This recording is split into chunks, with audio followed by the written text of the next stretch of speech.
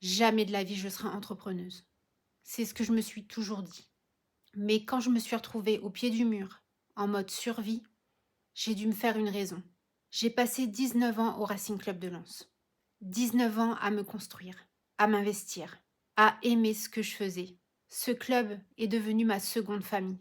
C'était un travail qui avait du sens. Et puis, maman est tombée malade, une maladie dégénérative. Certains choix se font avec le cœur, même quand ils font mal. Alors j'ai quitté ma seconde famille.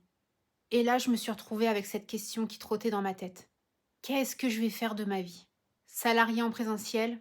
Impossible. Je ne pouvais plus arriver en retard, partir précipitamment, m'absenter pour ces rendez-vous médicaux. Salarié en télétravail?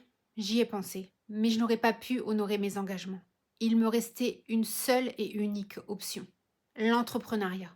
Moi qui avais toujours dit jamais. J'avais peur, peur de l'inconnu, peur de ne pas avoir ce qu'il faut pour assumer ce nouveau statut, peur d'échouer dans quelque chose que je n'avais jamais imaginé faire, mais je n'avais pas d'autre option. Alors j'ai commencé à m'informer, à me former, à me projeter, à construire entre deux rendez-vous médicaux de maman ou de crise de démence. C'était nécessaire. Il m'a fallu 1 an pour poser les fondations.